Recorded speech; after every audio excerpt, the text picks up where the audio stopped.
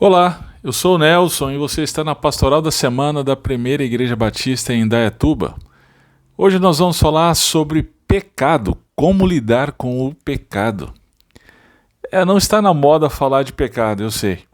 Nós vivemos dias em que ele foi transformado em transtornos. Todavia, ainda que nossa cultura pense o contrário, a palavra de Deus continua a afirmar que o pecado existe. E é a ofensa contra o caráter do Deus Santo.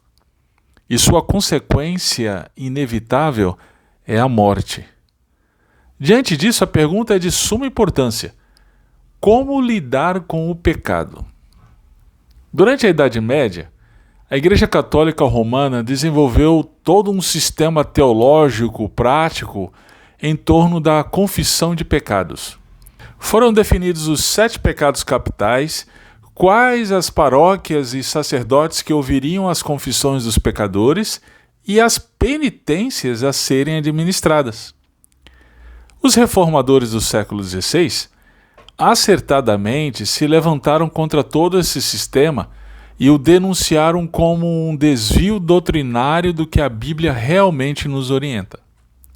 Ao longo dos séculos, a Igreja Romana continuou com essa prática, mas entre as igrejas protestantes aconteceu algo inesperado.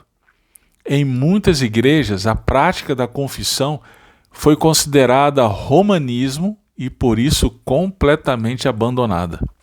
Bem, esse é um caminho que reformadores do século XVI não ensinaram, nem as Escrituras.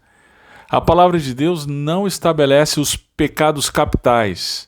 Não diz que existem paróquias e sacerdotes específicos para ouvir as confissões, nem ainda as penitências dos pecadores. Entretanto, a Escritura é muito clara quando nos ensina como lidar com o pecado. Vamos ver? O texto de 1 João, capítulo 1, nos ajuda a entender esse caminho. Em primeiro lugar, saiba que Deus é luz. João trouxe uma declaração muito importante a respeito da natureza de Deus. Deus é luz. 1 João capítulo 1, verso 5. O que significa dizer que Deus é luz? Os versos 6 e 7 respondem: se dissermos que temos comunhão com Ele e andarmos nas trevas, mentimos e não praticamos a verdade. Mas se andarmos na luz, assim como Ele está na luz, temos comunhão uns com os outros e o sangue de Jesus, seu Filho, nos purifica de todo o pecado. Veja que ele relaciona o pecado com as trevas. Dessa forma, luz é uma imagem que remonta à pureza moral. Assim, dizer que Deus é luz equivale a dizer que nele não existe pecado ou maldade. Sua natureza é totalmente perfeita, justa, reta, santa. Em segundo lugar, não negue a existência do pecado em você. Muito bem. Uma vez que Deus é luz, como devemos nos relacionar com Ele? João nos ajuda a entender isso através da expressão se dissermos, que se repete por 3 vezes. Vamos lá. Primeiro, se dissermos que temos comunhão com Ele, mas andarmos em trevas, mentimos. Veja o verso 6. Na parte A diz: uma vez que Deus é luz, é incoerente dizermos que temos comunhão com Ele e andarmos nas trevas, ou seja, no pecado.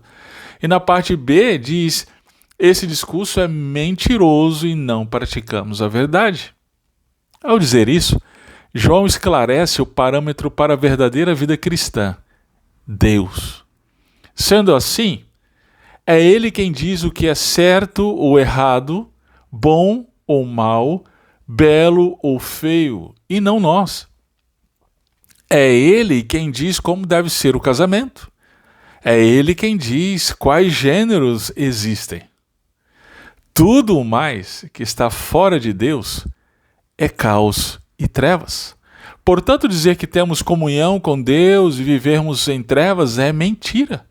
Se de fato estamos nele, logo, nossa vida deve ser pautada pela luz.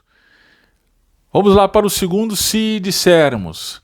Se dissermos que não somos pecadores, enganamos a nós mesmos. Veja o verso 8. Se dissermos que estamos sem pecado, enganamos a nós mesmos e a verdade não está em nós. A expressão se dissermos que estamos sem pecado, que João usa aqui, refere-se à natureza humana.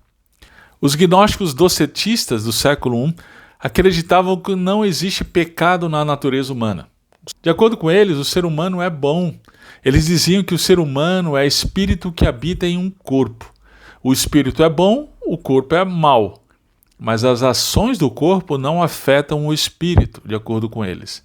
Logo, eles se consideravam essencialmente bons, apesar de andar em trevas, encontrando satisfação numa vida de prazeres pecaminosos. Sendo assim, eles professavam viver para Deus, mas seus atos mostravam-se incompatíveis com sua confissão. Portanto, viviam na mentira. Esse pensamento gnóstico passou pelos séculos e chegou a nós. Em nossos dias, a afirmação é: eu sou bom, sou um cara legal, sou uma boa pessoa, posso cometer alguns deslizes, mas no geral, eu sou bom. Esses são os negacionistas do pecado. Mas o que João diz para essas pessoas? Primeiro, enganam a si mesmas. Segundo, a verdade não está nelas. Muito bem, vamos para o terceiro se dissermos. Se dissermos que não pecamos, fazemos de Deus um mentiroso. Veja agora o verso 10. Se dissermos que não temos cometido pecado, fazemos de Deus um mentiroso e a sua palavra não está em nós. Veja que na negação anterior, a natureza humana era o foco. Dizia-se que o homem, em sua essência, não é corrupto. Agora, a negação é decorrente da primeira. Se o homem é essencialmente bom, segue-se que seus atos não são pecaminosos, mas bons. Esse pensamento hoje se mostra de duas formas. Em primeiro, aqueles que são vítimas do pecado dos outros e por isso agem como agem. E em segundo, pessoas que pensam que fé não tem a ver com conduta na família, no trabalho, com amigos. Essas são as pessoas que vão regularmente à igreja, mas mantêm relações sexuais com o namorado. São as pessoas que vão regularmente à igreja, mas são tão corruptas quanto os políticos. Pessoas que vão regularmente à igreja, mas são tão gananciosas, avarentas e amantes do dinheiro quanto qualquer pessoa que professa não acreditar em Deus. O problema dessa conduta é duplo. Primeiro, fazemos de Deus um mentiroso. Segundo, a palavra dele não está em nós. Então perceba, negar o pecado não é o caminho. Todas as vezes que negamos o pecado, mentimos, enganamos a nós mesmos e, por fim, fazemos de Deus um mentiroso. Então, como devemos lidar com o pecado? Entenda que Deus é luz. Então, não negue a existência do pecado em você. Vejamos como João continua. Veja, primeiro ele disse, saiba que Deus é luz. Em segundo, não negue a existência do pecado em você. Agora em terceiro, confesse o seu pecado. Veja o verso 9 de 1 João capítulo 1. Ao invés de ser negacionista do pecado, o que nós devemos fazer? Confessar os nossos pecados. Perceba que João diz apenas confessar. Ele não fala de penitências, de autoflagelo, de todas as coisas que o romanismo tem imposto. Ele diz confissão. Quando há confissão, o que acontece? O verso 9 responde: Ele, Deus, é fiel e justo para duas coisas: nos perdoar os pecados e nos purificar de toda injustiça. Em quarto lugar, além de confessar o pecado, deixe o pecado. No capítulo 2, verso 1, João continua sua orientação. Ele diz, não pequeis. Ou seja, pecado é pecado. E ao invés de negar sua existência ou relativizá-lo, devemos abandoná-lo. Mas como fazer isso? E João continua a nos orientar. Então, em quinto lugar, confie no seu advogado. Ao longo de sua orientação, João se refere a Jesus de uma maneira majestosa. Veja, capítulo 1, verso 6, Jesus, o Filho de Deus, é quem nos purifica de todo o pecado. Capítulo 1, verso 9, Jesus é fiel e justo para nos perdoar os pecados e nos purificar de toda injustiça. Capítulo 2, verso 1, Jesus é o advogado que está junto ao Pai, intercedendo por nós.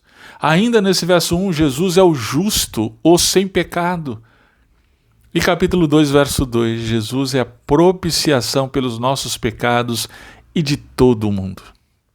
Meu querido irmão, como você tem lidado com o pecado? Que pecado ou pecados você tem tido que enfrentar? Talvez seja a amargura ou ressentimento, a ira, pornografia, fofoca, inveja, ganância ou incredulidade, a falta de confiança em Deus.